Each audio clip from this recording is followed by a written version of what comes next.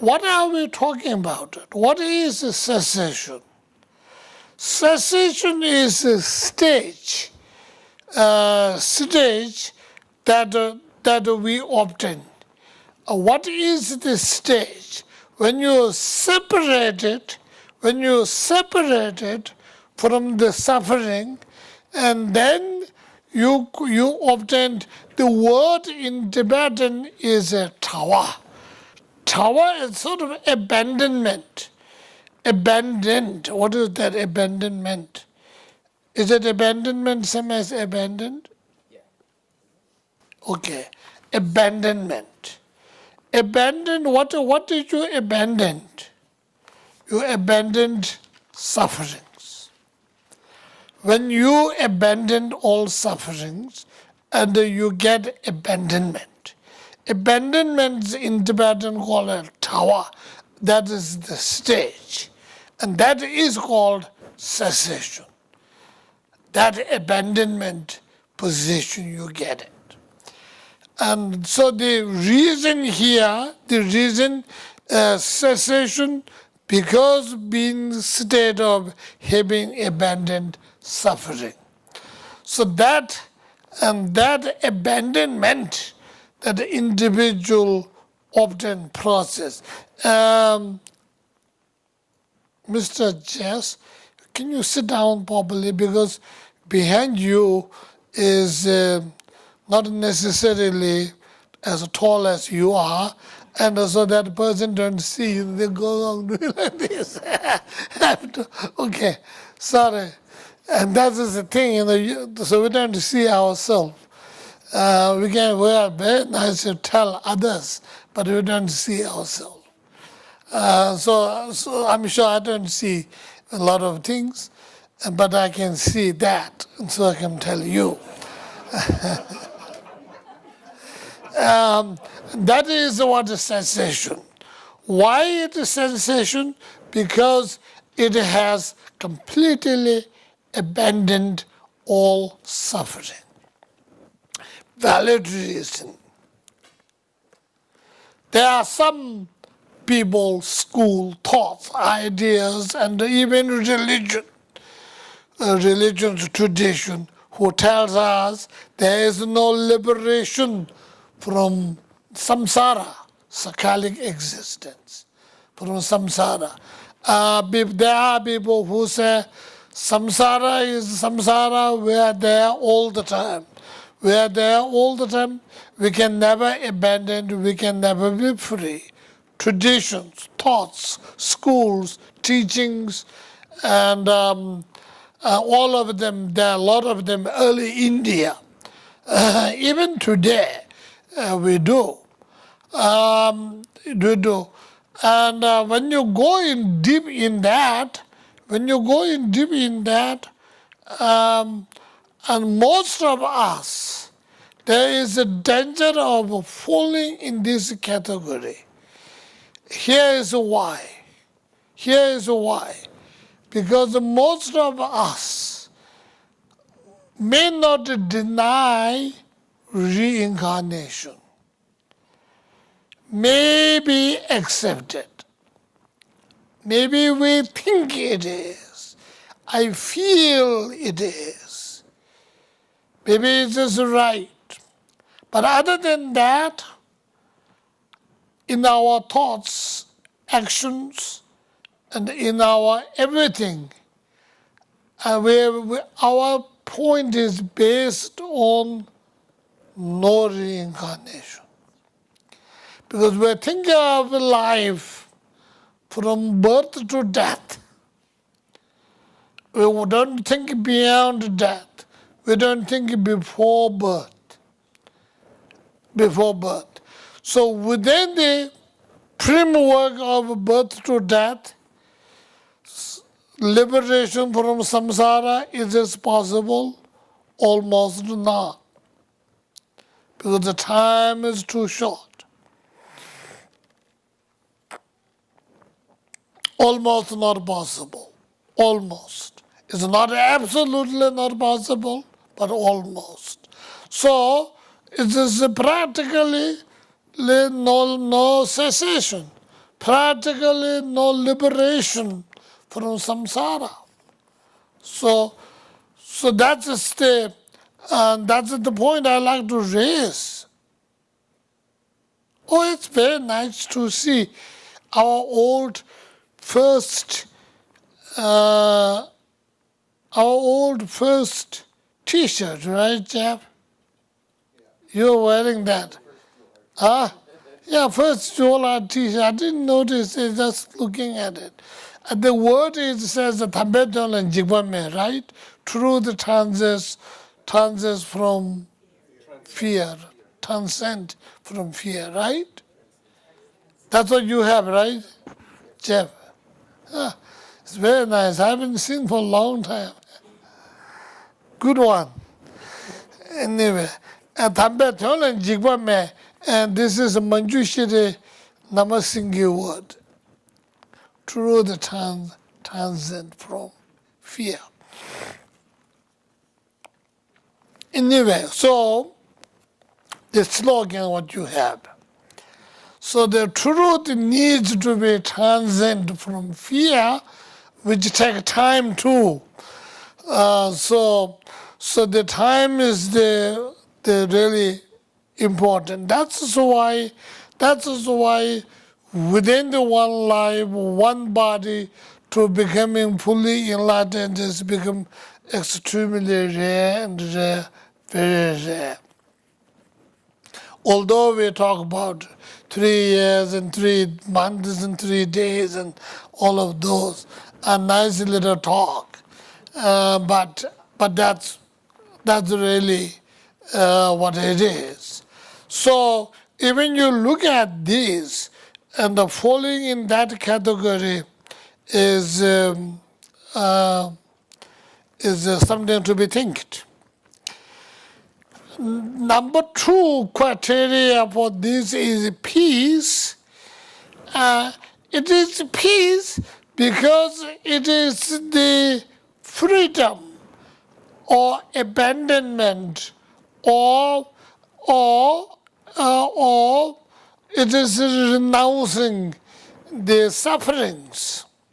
And the pacification because of being the state of having pacified an affliction. Affliction, that is the negative emotion. It's the afflicting emotions. So that is peace. And that means those negative emotions are disturbing our peace. And when you don't have those negative emotions, and we have a peace, right? And when you don't have a yelling all the time, a screaming all the time, and then you feel peace, right? And you don't have to figure out everything, so become a peace.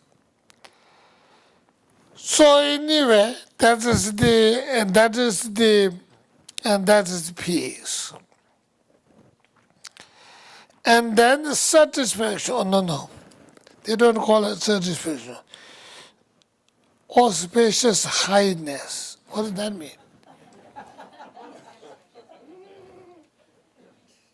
No. Anyway, auspicious high. Okay, a satisfaction because it is separation. Is it separation? Separation, which is in what is it?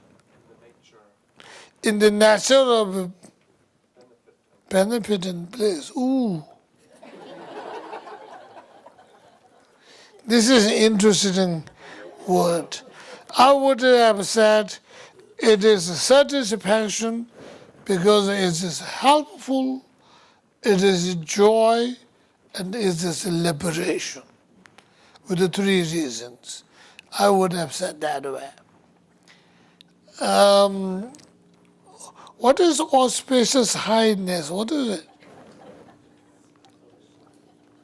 Anyway, okay, I would have said it is satisfaction because it is help, It is joy, it is freedom. Freedom or liberation or whatever.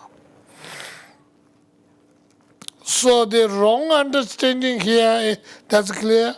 There is a liberation that is superior to the cessation of suffering.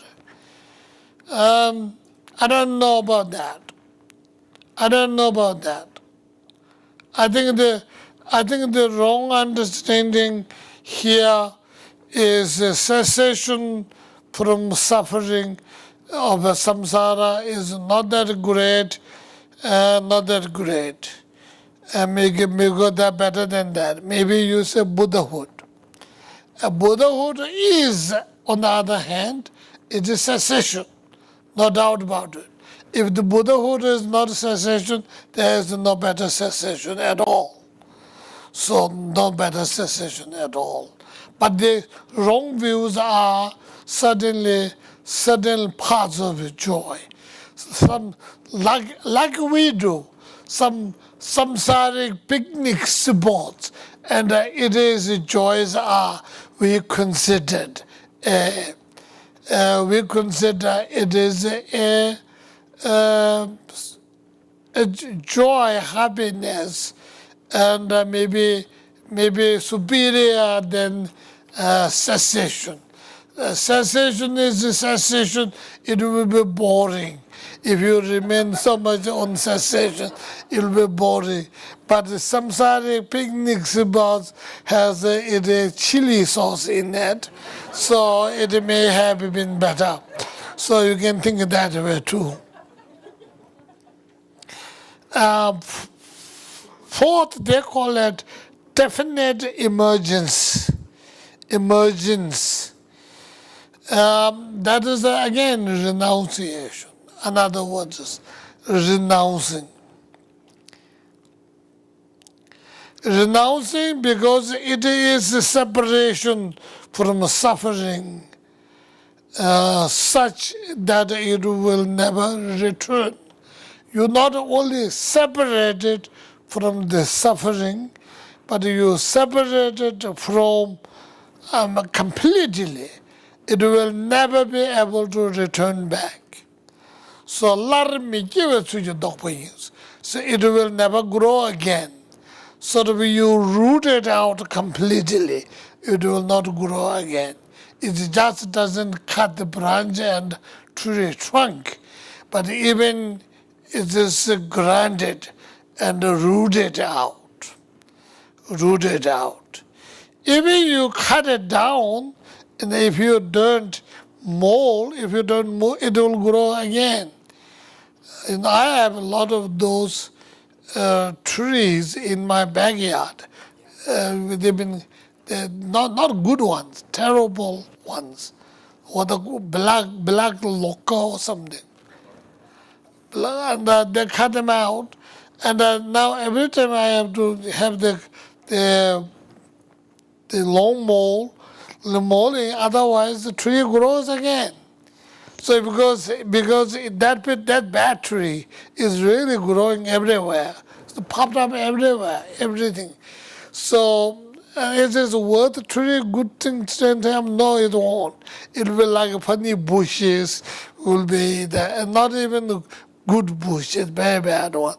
It doesn't remain as bush, it will go little tall, skinny up there, and not that's what it is anyway.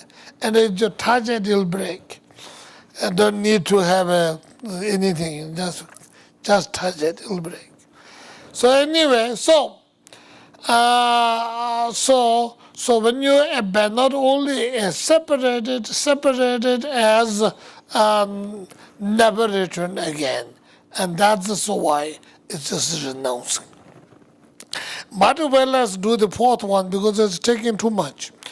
Path. What are we talking about? We are talking about the mind that sees, that encounter direct emptiness. Mind that recognizes, sees self is lack of existence. Self is lack of existence. No self. No self. We're talking about that mind. And that mind is called path. That's also why true path of Mahayana or true path of Buddhism is the wisdom, not the compassion. Compassions are called method. They can method and wisdom. Method means what? Method means a way of doing, a way of thinking, way of functioning, a way of life. The things what you do, sort of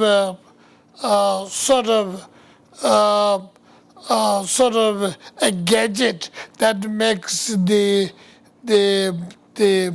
medicine deliver on the point of a disease or something. Or maybe the needles that carries the insulin in the body to be challenged with the sugar. Like me, the diabetics have a high sugar, so what you do is you give insulin. How do you give insulin? You inject insulin, right? So the injection is the gadget. But medicine, the real insulin, is the gadget delivered real insulin. So that's also why the really true path is the wisdom emptiness. Emptiness that sees selfless. And that sees there is no self, there is no true existence. That is the real path. Real path. And so that is delivered by those wisdom, compassion, and all of those together. But you can do without a gadget. You can do without compassion. You can have wisdom. You can deliver the insulin in your body without injecting. You may be able to eat. You may be able to drink. You may be able to snap through whatever. Somehow you can deliver it in your body. So without using injection. But the norm is the injection. If you are taking insulin injection, then the injection is the path, not the deliberation gadget. So it's just compassion and love. And the real insulin you deliver is the wisdom. So the real path is wisdom. When you are talking about the path, and in our mind you may think accumulation of merit, purification, saying sadhanas, all of those I maybe think as a path. The true path is the wisdom emptiness, like selflessness or no true existence of self. So taking that mind is a path because it causes one to, can you read that for me? Proceed to the liberation. The symbol, this is a path because it will take you to liberation. It will deliver you to liberation. That's why. It makes you liberate. It will liberate you because that is the reason why it's a path. Okay? And wrong understanding here are there are no paths of liberation. Is that one? Yeah.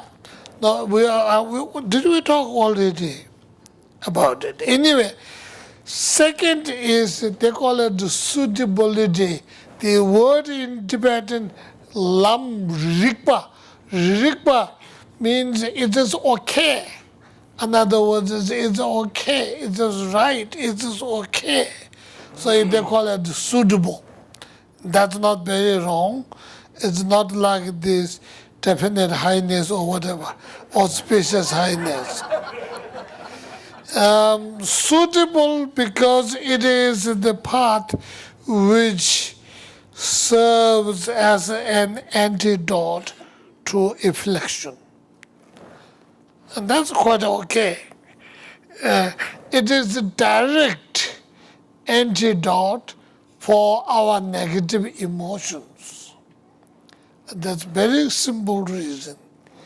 It is okay because it is a direct opposite of afflictive emotions, negative emotions. And the wrong view is some people say, seeing you're not there is a wrong thought, wrong idea. That's not part of liberation. And because I'm here, so I have nose, I have ear, I have tongue. So Buddha goes, no nose, no tongue, no ear, no tongue, all that because of people use that as a direct reason. I do exist because I got a huge nose. And I do exist because I got a long neck. Not like me, short neck, no neck actually for me. Anyway, and that is the Rigpa. Is okay path. Drupa number, Drupa, Lam Rigpa Drupa. Third is Drupa, it's called Ichiba. This is sort of easy. Ichiba because it directly realizes the natural of the path, unmistaking. What is it talking about it?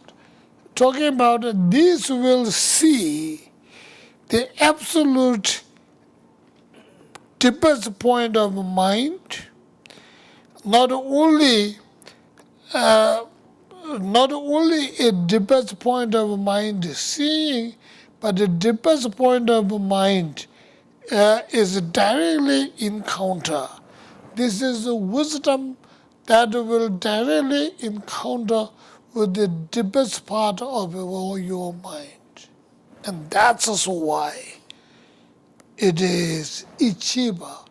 You will achieve that you will see deepest. Whether it is a Pasangika school, which is right or wrong, is a different story. But seeing deepest part of the mind encountering, because that is practice. Lam Rigpa Drupa Ninjing. This is past tense of renouncing, renounced. And I don't know what they say, deliberacy. A deliberacy because it is the path which eliminates suffering and delusion.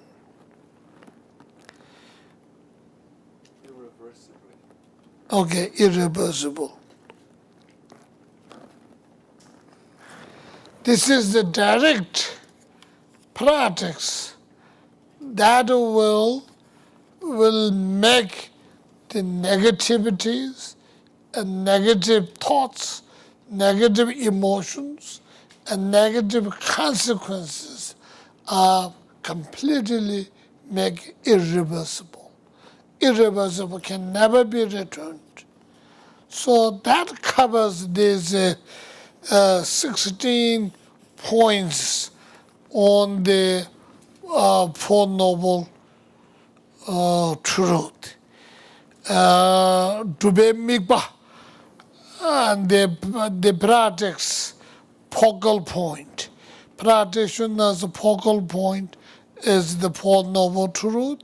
So that is not only our last year or the before way of thinking, but this is different way of looking.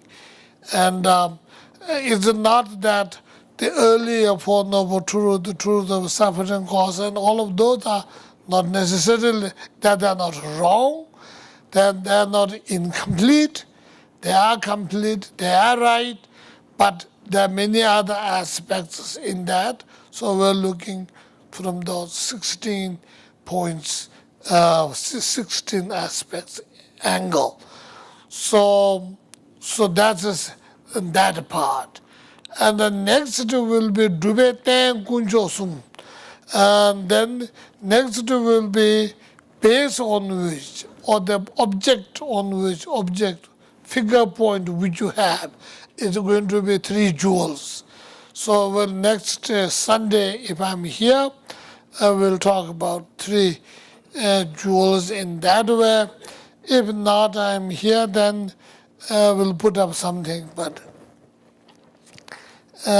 maybe we're not talking about 3 refugees here, then next Sunday. But then the Sunday after that, hopefully I'll be here. But I think I'll be here next Sunday. So anyway, I'm sorry I took a little over time because I've been talking body mind rather than going through here. But I think it's the Tubaranging all and Damba. Out of those 10 instructions, the first is a natural of practice, which is the body, mind, and true truth. True truth, we will talk the other. Body, mind, we will talk a little bit today. We did cover the 2 types of body, mind, prayer form, action form. Actual body, mind, and relative body, mind. But remember, relative body, mind is true body, mind. And then we talk about 22 different types of body, mind briefly. Just simple account. And that website might be quite good, and if they're counting all of them there. Is it Avisamaya Alankara's commentary or what? Yeah, it's Gelek J's commentary. Or just commentary on Avisamaya Alankara? Tsongkhapa's too. They're taken for both of them. Tsongkhapa's what? Commentary on Commentary on what? The commentary must have a name. Golden Rosary. Oh, Sinting, okay. Sinting. Tsongkhapa Gyezab also has a number of commentaries, but this is Namshe Nyingye. Okay. So anyway, talking this will be helping me because I read Namshe Nyingye, Gyezab's commentary. I reread it in the evenings because I haven't looked them back for 60 or 70 years. So, so that's good for me. Thank you.